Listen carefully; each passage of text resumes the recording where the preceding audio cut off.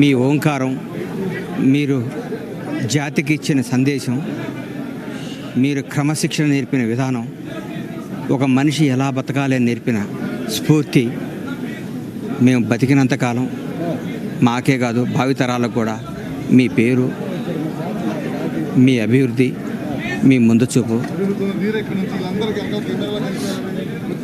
శాశ్వతం. మా హృదయాల్లో మీరు ఎప్పటికీ శాశ్వతం. వృత్తిని మాత్రం వదిలేసి ఆయన స్వర్గస్థులైనారు. రామోజీరావు గారి గురించి ఏం చెప్పాలి? ఆంధ్రప్రదేశ్లో తెలుగు వాళ్ళకి తెలియందే ఉంది చెప్పండి. అటువంటి ఒక మహనీయుడు మనిషిగా పుట్టిన తర్వాత 10 మందికి మన వల్ల కానీ, మన సాయం వల్ల కానీ, లేదంటే మనం నిర్మించిన సంస్థల వల్ల కానీ నలుగురికి ఉపాధి కల్పించడం అనేది అది సామాన్యమైన విషయం కాదు. వేలాది మంది,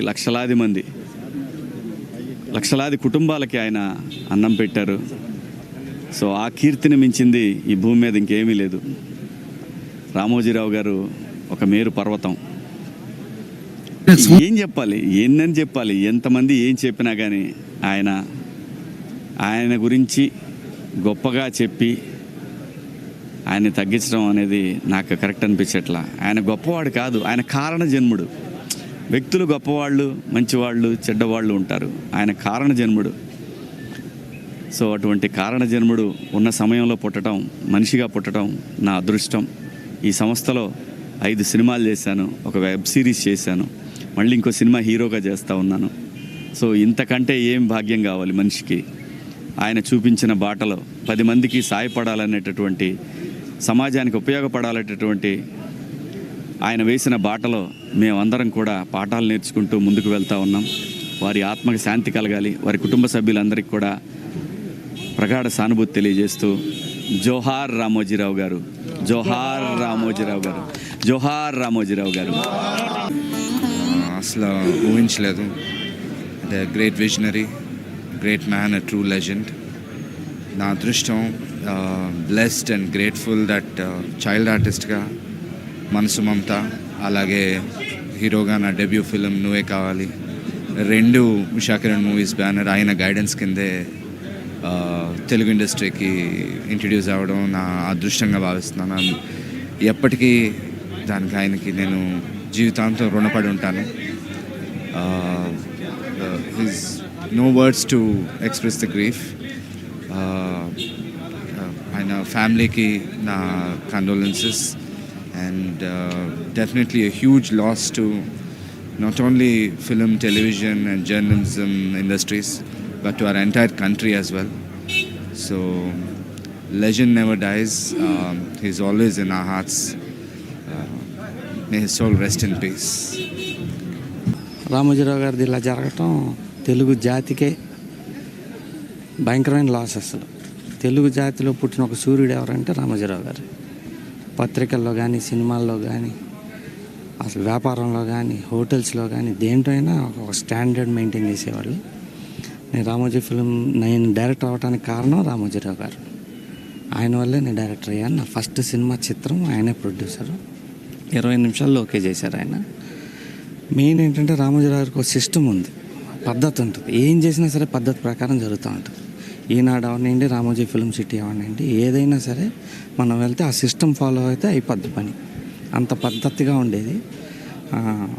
అసలు ఈ లాస్ని నేను చెప్తానికి పదాలు కూడా సరిపోవు, అంత భయంకరమైన లాస్ ఇది. రాజకీయంగా లాసు, స్టేట్కి లాసు, పేపర్ జర్నలిస్టులకి లాసు, సినిమాలకి లాసు, తెలుగు భాషకే లాసు. అసలు ఈ లాస్ని మళ్ళీ పూడ్చలేం. నా టైంలో నేను చూసిన అతి గొప్ప తెలుగు వాళ్ళు, అతి గొప్ప భారతీయుల్లో ఈయనొకడు.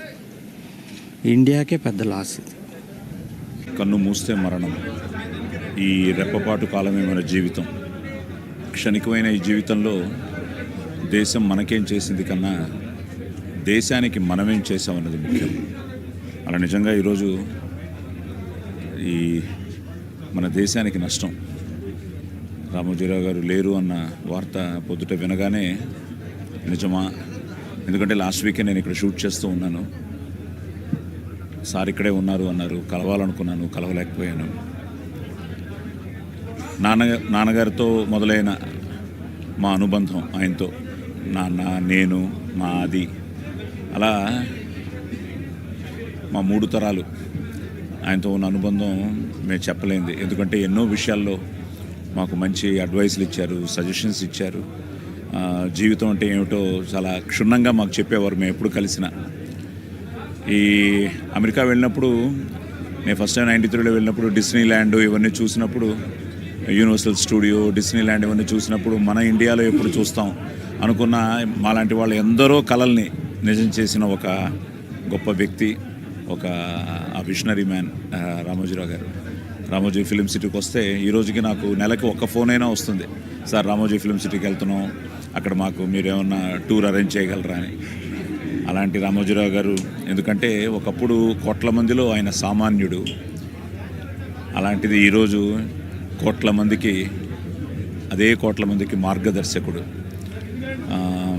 నా అదృష్టం ఏంటంటే నాన్నగారు ఆయన ఉషా కిరణ్ సినిమాల్లో ఈటీవీలో యాక్ట్ చేయడం, నేను ఈటీవీ సినిమాల్లో చేయడం. నేను ఎంత పేరు తెచ్చుకున్నానో యాక్టర్గా, దానికంటే రెట్టింపు పేరు నాకు వావ్ తీసుకొచ్చింది. ఆ వావ్ ఈటీవీలో one of the best show. ఆయనే నన్ను బ్లెస్ చేశారు. చాలా బాగుంటుందయ్యా నీ షో, చాలా బాగా నడిపిస్తున్నావు, ముఖ్యంగా నీ జనరల్ నాలెడ్జ్ రౌండ్ నాకు కూడా తెలియని ప్రశ్నలు అడుగుతున్నావు అని ఎన్నోసార్లు చెప్పేవారు. సో అలాంటి వావు నిజంగా అటు సోనోపిక్స్కి, జ్ఞాపికాకి నేను రుణపడి ఉంటాను ఈటీవీలో ఆ షో చేయడం. సో అలాగే మా అనుబంధం ఏంటంటే రామోజీ ఫిలిం సిటీకి రావడం, చూడడం ఒక ఎత్తు అయితే, నా కూతురు పెళ్ళి ఇక్కడ చేయడం అదొక అద్భుతం. అది రామోజీరావు గారి బ్లెస్సింగ్స్తోనే అయ్యింది. ఇప్పుడే మన వాళ్ళందరూ కలుస్తుంటే చెప్తున్నాను అనమాట. ఆయన ప్రతిదీ మానిటర్ చేస్తూ పెళ్ళి 3 రోజులు ఇక్కడ ఒక సందడిగా ఒక ఫ్యామిలీ ఫంక్షన్గా జరిగిందంటే ఆయన ఆశీర్వాదం. సో అలాగే మా ఆది పెళ్ళికి ఆయన రావడం, ఆశీర్వదించడం. సో ఇట్ సంథింగ్ లైక్ ప్రతిసారి ఆయన కలిసినప్పుడు ఏదో ఒక కొత్త ఆలోచనల్ని, ఒక మోటివేషన్, ఆయన ఒక మోటివేషనల్ ఫ్యాక్టర్. సో తప్పకుండా ఇందాక పెద్దలు కూడా చెప్పినట్టు ఆయన చిరంజీవి, ఆయన ఇక్కడే ఉంటారు, మనతోనే ఉంటారు, మనల్ని ముందుకు నడిపిస్తారు. ఎందుకంటే అక్షర యోధుడు. అలాగే కర్ణాటకలో చిత్రదుర్గ అనే ఒక ఊర్లో వి హనుమంతప్ప గారని మన ఈనాడికి అక్కడ పనిచేస్తారు అనుకుంటా. ఆయన ఒక జర్నలిస్టు. ఆయన అక్షర యోధ అనే ఒక బుక్ రాయడం, అది నేను అక్కడ రిలీజ్ చేయడం దావణగిరిలో చిత్రదుర్గ వెళ్ళి, అదే బుక్ని నేను రామోజీరావు గారికి తీసుకొచ్చి ఇక్కడికి ఇవ్వడం, నేను అది వచ్చి ఇవ్వడం జరిగింది. So that was a great moment in my life. అలాగే మా బావగారు కవిపురపు వేణుగారు బెల్గాంలో ఉంటారు. ఆయన అయితే ఇంకా ఆయనకి రామోజీరావు గారి దేవుడు అనమాట. సో అలా ఎంతోమందికి చెప్పుకుంటూ పోతే ఇట్స్ నెవర్ ఎండింగ్. ఎందుకంటే అందరి గుండెల్లో ఆయన ఉన్నారు, శాశ్వతంగా ఉంటారు. He lives on for ever.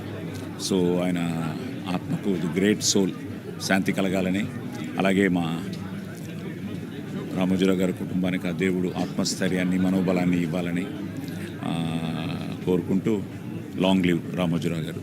Sir, we miss you, we love you.